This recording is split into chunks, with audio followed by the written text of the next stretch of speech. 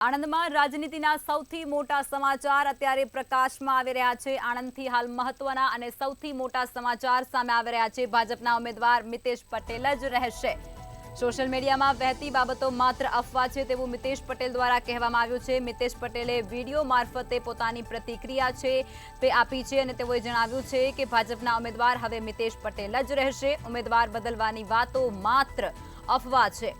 કાર્યકરો અને પ્રજા અફવામાં ન આવે તેવું પણ તેમના દ્વારા કહેવામાં આવ્યું છે। તો આણંદમાં રાજનીતિના સૌથી મોટા સમાચાર અત્યારે મળી રહ્યા છે, જેમાં ભાજપના ઉમેદવાર મિતેશ પટેલ જ રહેશે તેવું જાણવા મળી રહ્યું છે। મિતેશ પટેલ દ્વારા સોશિયલ મીડિયામાં આ વહેતી બાબતો માત્ર અફવા છે તેવું એક વિડીયો મારફતે કહેવામાં આવી રહ્યું છે અને વિડીયો મારફતે તેઓની પ્રતિક્રિયા છે તે હાલ સામે આવી રહી છે।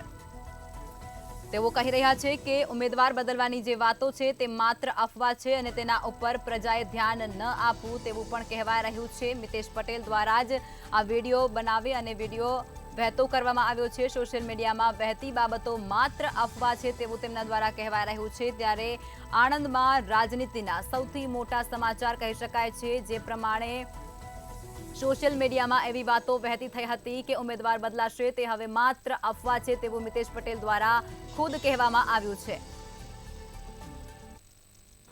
સૌને પહેલા તો મારા હોળી પર્વના તહેવારની શુભકામનાઓ। અને 2 દિવસથી સોશિયલ મીડિયા અને મીડિયામાં જે અફવાઓ ચાલી રહી છે કે આણંદમાંથી ભારતીય જનતા પાર્ટીના ઉમેદવાર મિતેશભાઈ પટેલ બદલાય છે, આ અફવાઓ જ છે।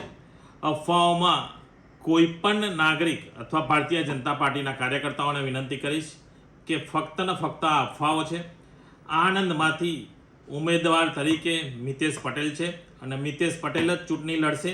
અને આપ સૌએ જે મને 5 વર્ષ 2019થી 2024 સુધીમાં આપ સૌના આશીર્વાદથી આપ સૌએ જે રીતનો સાથ સહકાર આપ્યો છે એ જ રીતનો સાથ સહકાર 2024માં આદરણીય પ્રધાનમંત્રી નરેન્દ્રભાઈ મોદી સાહેબ ત્રીજી વખત જ્યારે પ્રધાનમંત્રી બનતા હોય અને દેશની ઇકોનોમી 1 થી 3માં જતી હોય ત્યારે આણંદમાંથી અને 26માં 26 સીટોમાંથી જ્યારે ગુજરાતમાંથી 5 લાખથી વધુ વોટોથી આપણે જીતવાના છે, ત્યારે સૌ ભારતીય જનતા પાર્ટીના કાર્યકર્તાઓ સાથે મળી એકતાથી અને આપણે બધા જ